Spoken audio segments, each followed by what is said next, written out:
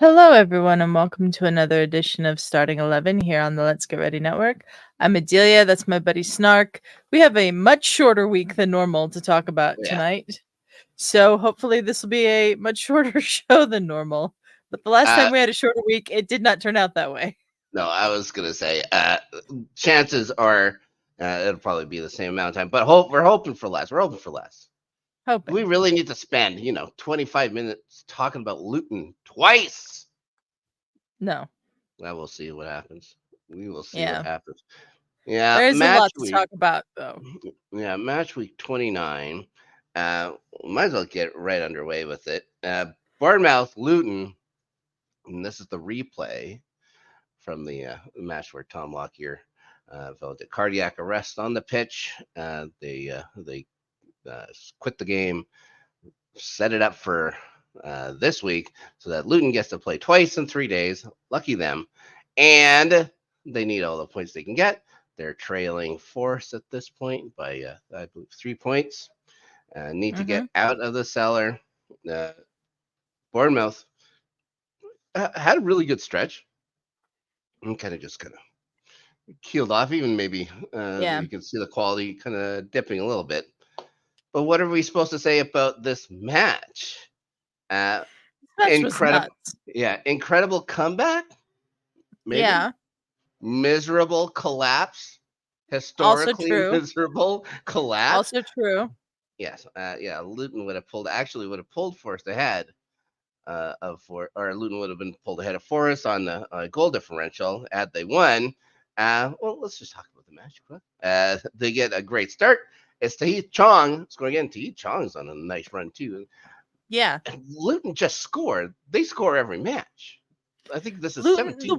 The one thing that you can say about Luton this year is they have not had trouble scoring. Yeah, now keeping the ball out of their own net has been a problem, but they have not had trouble scoring. Their defensive line, miserable. I think that's a nice way to say it. Not great. But yeah, they have some good forwards, including Chong. He had some a really nice cross from Jordan Clark. They make it 2-0. A little later, Alfie Doughty takes a pass from Chong into the box. It's more into the area, I should say. Passes cross crease to Chidozie Obene, who just manages to get it inside the post. And we're talking. Yeah. But it counts. That's 31 minutes in. Luton up 2-0. This is on the road. This is a Vitality Stadium. Vitality Stadium. Yeah. Not many more people than the Kenny. Like, I think there's only it's not 12,200 people or something like that. Yeah. Not much. But they got to see another goal. Before the half's over, Ross Barkley gives a seemingly insurmountable lead.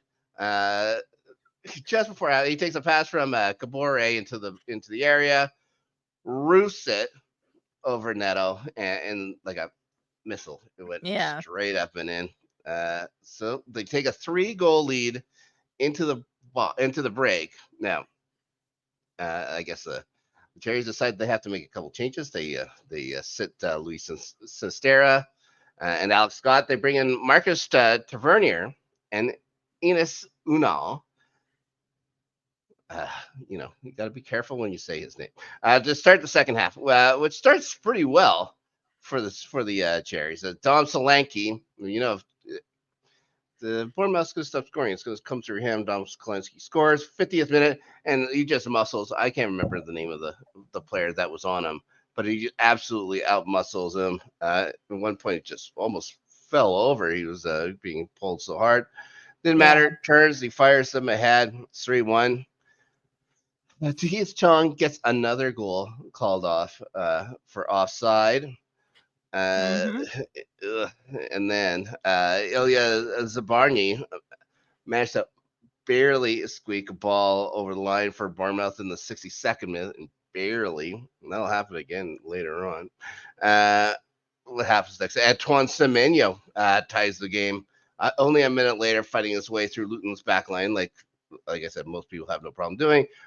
Puts a tricky little shot low and into the near post and stuff. I love those kind of shots when people are thinking power, people are thinking, and then you just make it the simplest shot you can. Fools Kaminsky goes in. Now, Ross Barkley has an incredible chance to get Luton their fourth. Ball comes in. I believe it's from a set piece. Gets headed down in front of him, and he must have put that ball 4 feet wide and 3 to 5 feet high, and it was an open net in front of him. How Yeah. can you miss that? How can you miss that? And he's been having such a nice year, but to his credit, he didn't. So there you go. Yep. It's Luton that actually get the fourth goal. They come all the way back, and it's Semenyo again. Nice little Bournemouth, give you and, mean? sorry, Bournemouth. It's a nice give and go between him and Unal. Semenyo gets put in on net. It's blocked by Kaminsky, but it goes right through him. Like Yeah. he was soft wristed in that one. Too bad. It's the first time a team has come back from 3 goals down, Adelia, in 21 years, and Yeah. it's the 5th time it's ever happened. It was I was like, okay, so I was working during this game on because Mm-hmm. this was the Wednesday game. So I was Yep. checking the score and I was like, okay, Luton's 3-0 up at halftime. I'll just check the score later when I'm done with work. I was shocked to see it was 4-3 Bournemouth. It's bananas. Bananas. It's a tale What of a two halves. game. How do you just not park the bus? How do you I just not put know. 7 people back there? You see the first goal come in. It's like, guys, we know we're let's say delicate in the back. Let's just put Yeah. everybody back. You don't have to go forward anymore. You don't have to play around with it. Yeah. Send it long. Make them keep coming at you like that. But just sit everybody. Yeah. Oh, A Ron Everett. historic collapse by Luton. I mean, Yeah. there's not much else you can say about it than that. It's Great yeah. comeback by Bournemouth, but Luton, man. Wow. Yeah, it feels like an upset, you know. And Yeah. Bournemouth has almost twice as many points as Luton does. Still feels like an upset. Anyways, crazy match to start the week.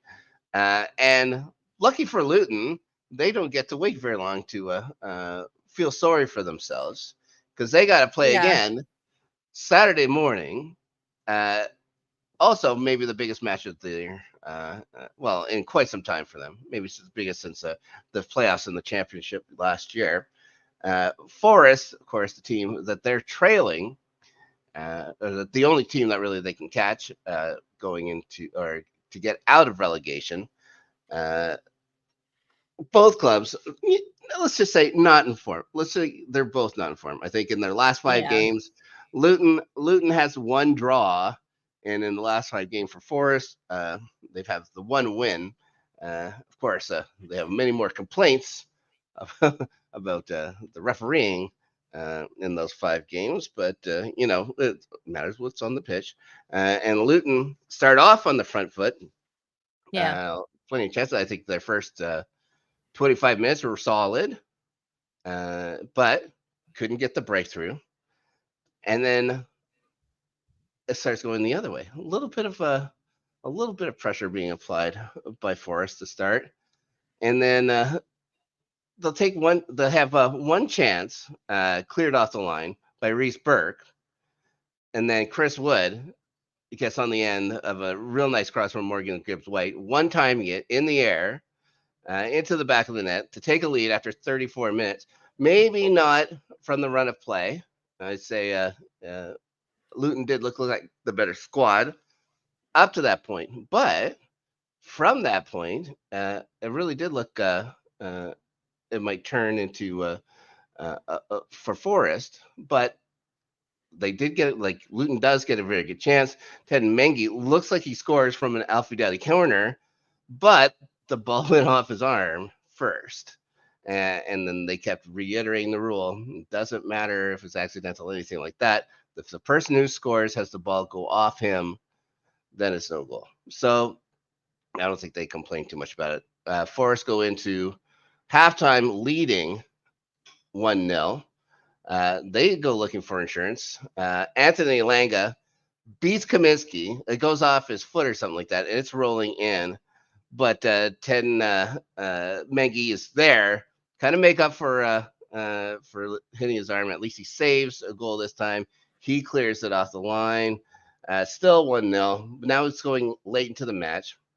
And Ross Barkley corner into space. Reese Burke heads it down. And Luke Berry, of all people, drives it home. He had just come on. He'd been on for only for about 4 minutes. I think they said it was his 150th appearance for Luton, so he's a lifer. Possibly saving their season. The game ends 1-0. Forest could have climbed 6 points ahead of them. But as the news broke Monday, Luton do actually move past Forest. Luton are now in the 17th spot in safety. It turns out the Premier League, when it isn't Man United, or Man City, they actually get their ducks in a row and start punishing people. They'll let Man City, continue to win championships and stuff like that. They have no problem with that.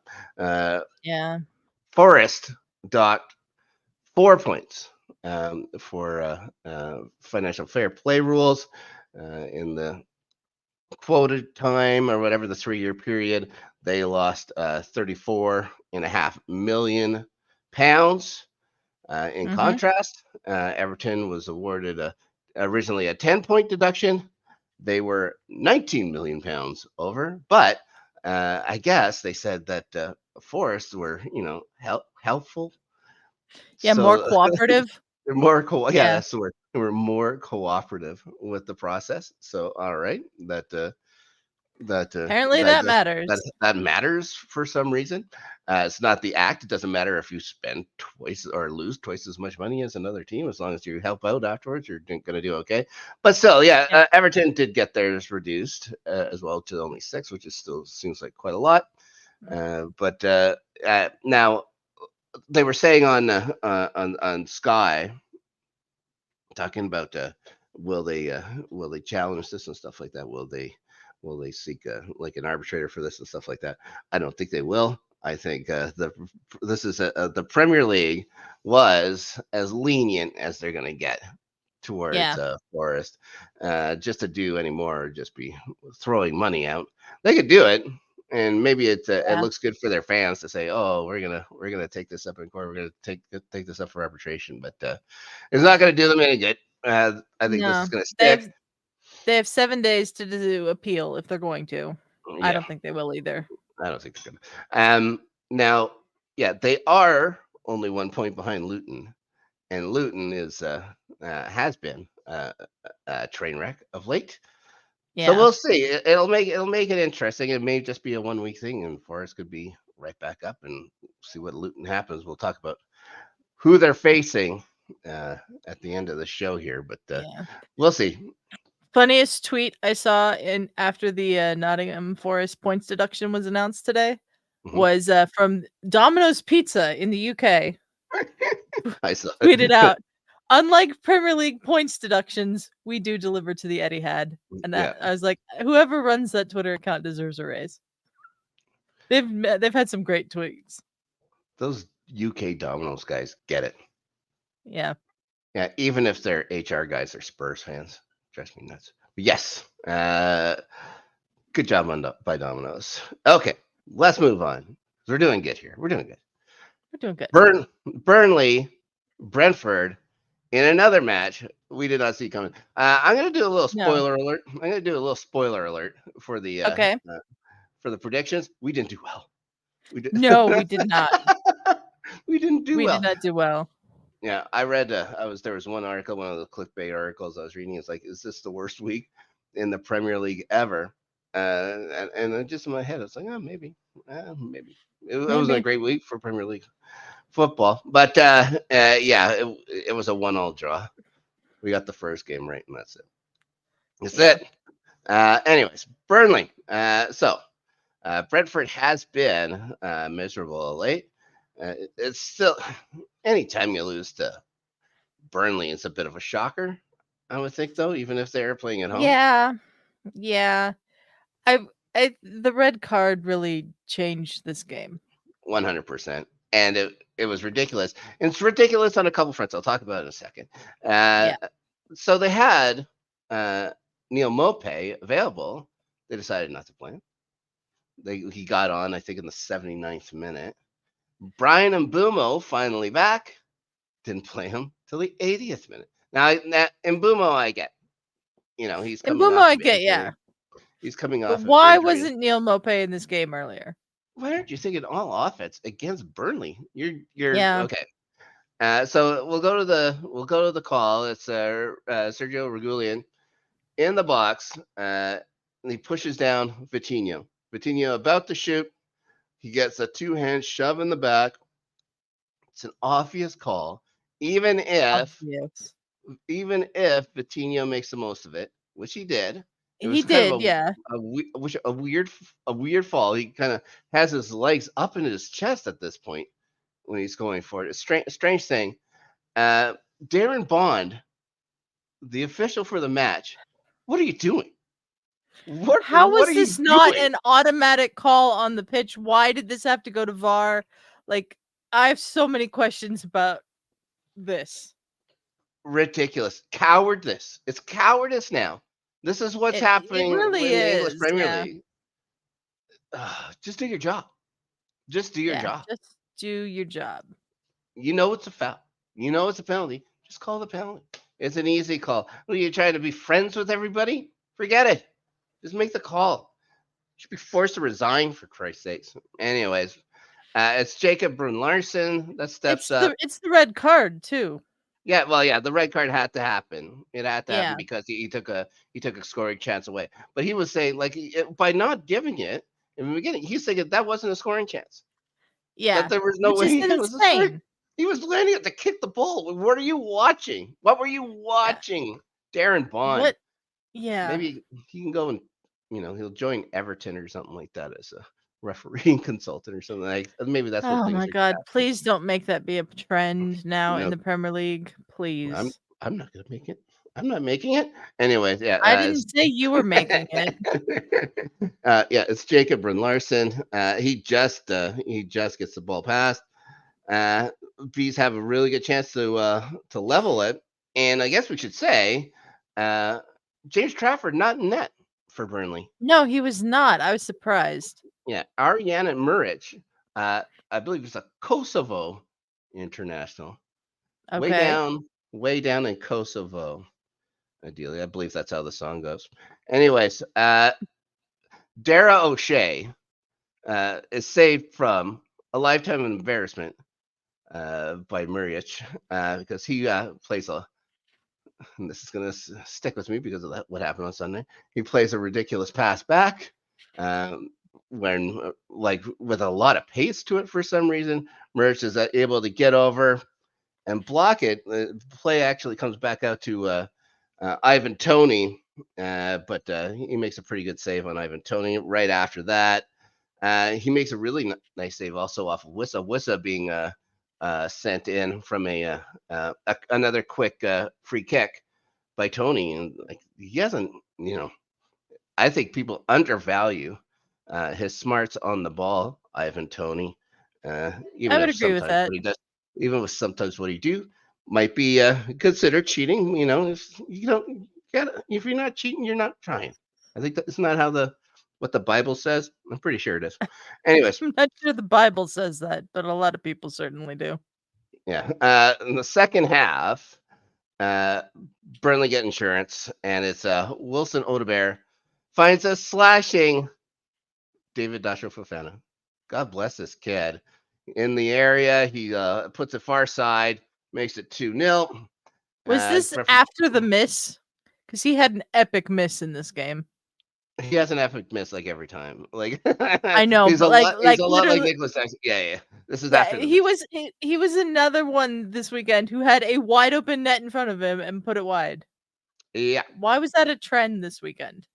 I have no idea. It's been a trend with the Chelsea, man. I will say because it happened to Fofana 2 weeks ago as well, 3 weeks ago, and Yeah, then of course Nicholas Jackson, what he's been doing and stuff like Nicholas that too. It's like Jackson. Yeah, they just had to paint This is how big a net is. This is where the net is, guys. You can get it. But Nicholas Jackson has been playing a lot better. I'll say that. Brentford do get one back late. It's Christopher Iyer heads home a Shannon Baptiste cross off the post and in. A really nice stab at the ball. And then Ivan Toney equalizes it, but it's called off. Ruled he fouled Muric on the play. What? I don't didn't know. really understand this one. Yeah, I think questionable, a questionable call. Anyways, if there's one team that could possibly use a break, it's Burnley. It is Burnley, yeah. They've had more of those decisions go against them than for them for sure. They get a win. Great for them. They're in 19th spot where they'll probably stay for the rest of the year. But it's nice. It's nice. It's their first win of 2024. It's their first win in 11 games or something like that. So yeah, good for you guys. Burnley. Horrible refereeing performance, but good for Burnley. Terrible. And they got good players. They got some good players in Burnley. They do. There's some players that are going to find spots in the Premier League. They don't have to worry about that. Trafford, of course, included. Some of their offensive guys, they look good. So, now it's just about showcasing for your next job. I think if you're Burnley, especially the players right now. Burnley is one of those teams though that I could see going down and coming right back up. Yeah, like a certain Leicester who've been crushing the championship this year. Yeah, and they ended up getting crushed on Sunday as well in a certain cup tournament. They did. By a certain Chelsea should have tried to make it more interesting than it ever should have been. I don't even want to yell. I'm about to start yelling about Axel Disasi, and they didn't even play this week. They didn't even play this week. Or Raheem Sterling. Oh, that was bad too. Yeah. Chelsea won 4-2. I should be very happy. Chelsea did win 4-2. You should be happy. If we're just going to talk FA Cup real quick, how about Coventry City? How about that amazing match against Wolves? So happy for Coventry City. I think it's great. What a finish. Haji Wright with the winner. Yeah. They get United and Chelsea gets City. Good news. I'm going to say this. I think Coventry has a chance against United. Yeah, you never know with United. I will say this. City hasn't beaten Chelsea all year. There you go. That's also true. We haven't beat them, but I didn't want that to spoil the story at all. Anyways, good luck, Chelsea against City, and I think it's at the Etihad as well. Yep. Good luck. Anyways, Fulham. Fulham. I don't even know. Is this I can't say it's a feel-good story. It's always nice to see a certain team lose and play like dog shit garbage. But they had to do it against another team you absolutely hate. So, it's all a wash. Fulham. Yeah, but out of this matchup, I would have rather Fulham won. So I'll take this happily. Yeah. It makes the top of the table a little more interesting, a little more at ease for you as well. Yeah. Sure. I know. I didn't see this coming. I didn't either. The Spurs had an opportunity to move into Champions League spot with a win. Fulham looking to back from loss last week to Wolves. Both teams trading chances through the first half hour. Madison coming pretty close. Just putting it off the outside of the post, if I recall. But it's the Cottagers scoring first. And what a cross by Antonio Robinson. Finds Rodrigo Muniz. Puts it to the far post in the 42nd minute. I don't know why they went to the VAR in this. Like, did they actually think that Muniz was offside? It wasn't even close. I have no idea. Ridiculous. But right call was made. Fulham's up 1 through the break. And at the restart, it doesn't take long to get another one either. It's Timothy Castaigne. He looks to pass through the crease to Muniz, but Sasa Lukic just sticks his knee out, deflects the ball Yeah. into the net. All right. You I know, you mean, could say however it nice, takes. nice pass, I guess. Like, yeah, I'm Yeah. pretty sure. Yeah, there was no way.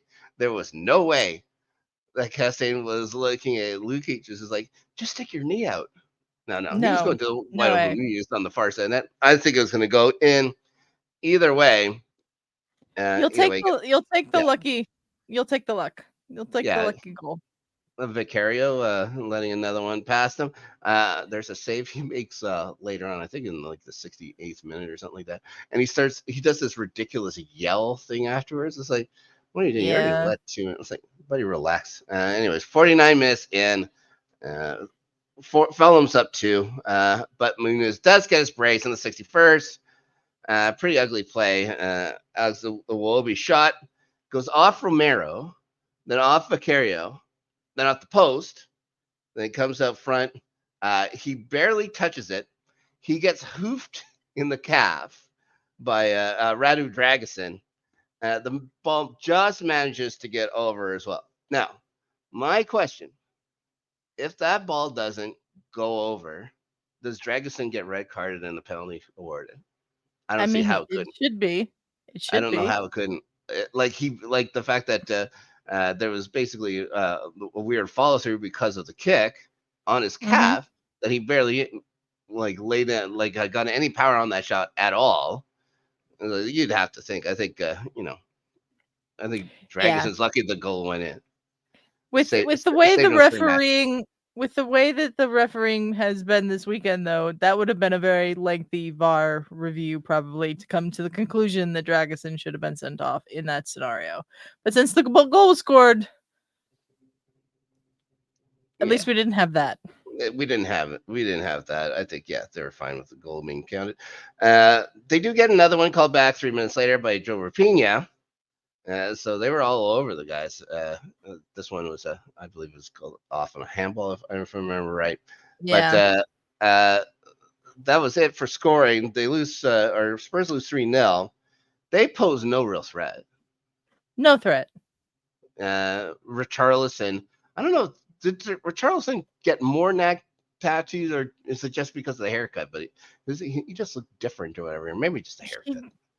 It might be more tattoos. He seems like him with. He's got that entire back tattoo. So It's going up his neck. yeah, Stuff like that. All right. Do whatever you like. It's that final 45 minutes was a dog's breakfast. I think is a nice English way of saying garbage for Spurs. Nice to see. yeah, Nice to see. very Yeah, nice but to see. rather it wasn't Fulham. But what are you gonna do? Anyways, Fulham I believe still stays in 11th. And everyone keeps their place or whatever. There it doesn't really change much. Yeah. Last match of the week. We got West Ham and Villa. Well, Fulham's actually in 12th. You guys are Are in they in 11th. 12th? Oh, there you go. There you go. There we have it. Villa's visiting the London Stadium. They still have their 2-point lead over Spurs for 4th, so they're holding down Champions League spot. West Ham looking to get a little closer to Man U in 6th. And it's just another matchup between clubs with incredibly similar kits, Adelia. Very similar. Yeah. At least Villa wore their road whites for this one. They start off on the front foot. They had to wear. They had to wear the road kit for this one. Well, I think I can't remember what isn't their third one was black or something like that. I can't remember. Anyways. Well, they had to wear a different kit than the normal kit. Yeah. At any rate. Everyone would be doing the Spider-Man meme if you weren't. Yep. Anyways, they start off on the front foot. Some early chances. It's a weird stat. Villa managed to have 70% of the ball in this match.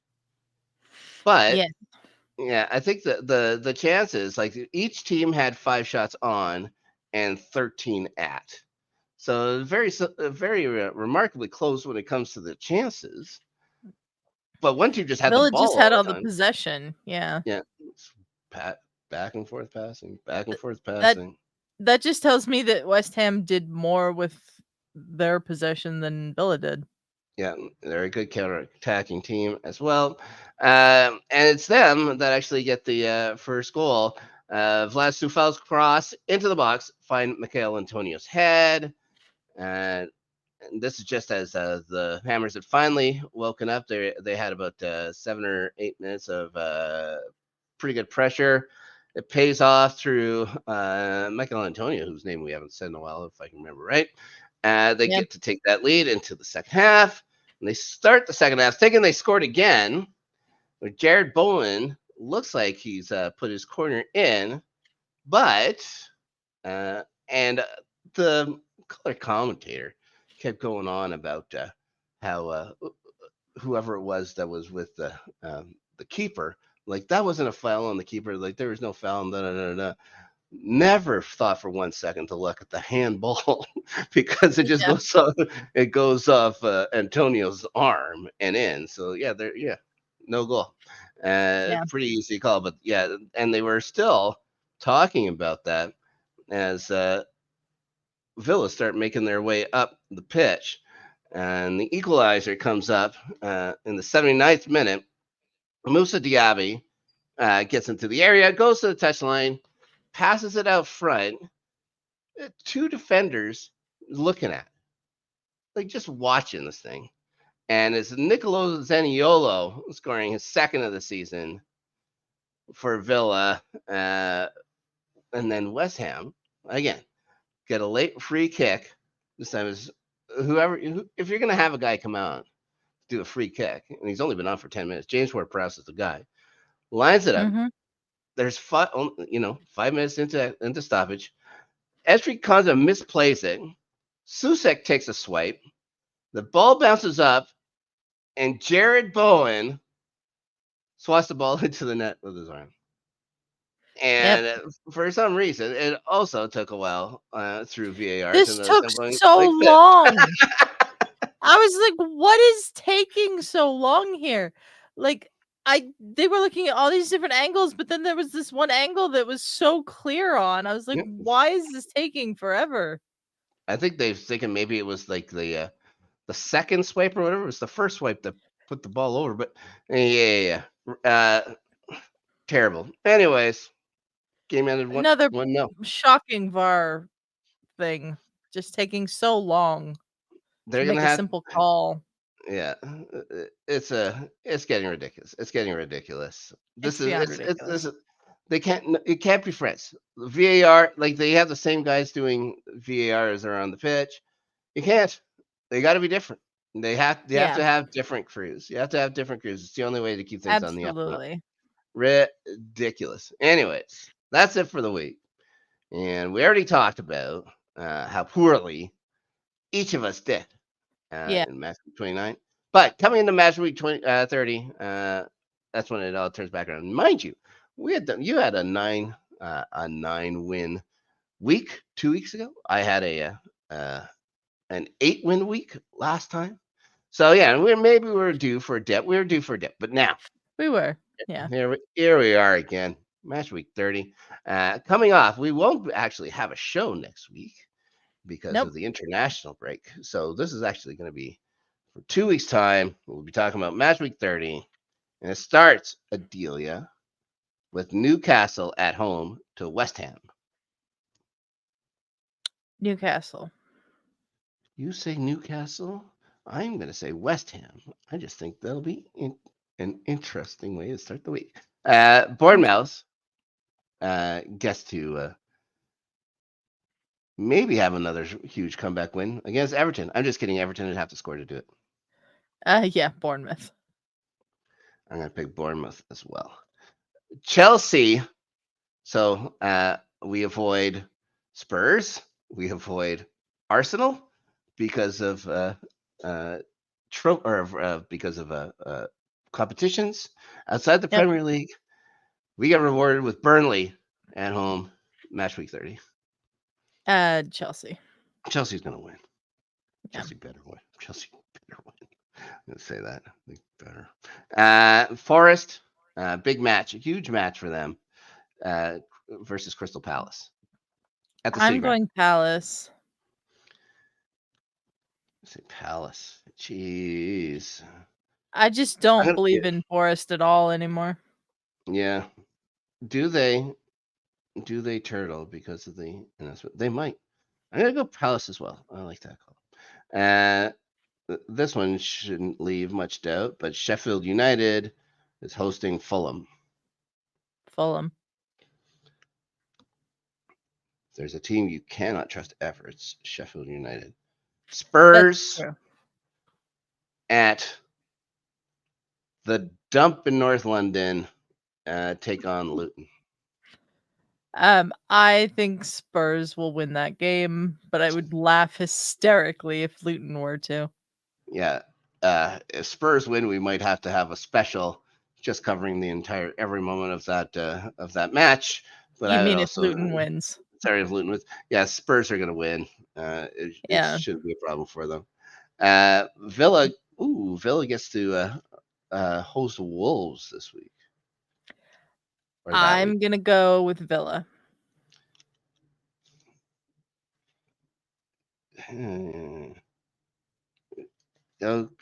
Yeah, I'm gonna go Villa as well. I'm just trying to think of how trustworthy they are at home right now after having that long streak. They haven't looked great. But I was thinking that same thing.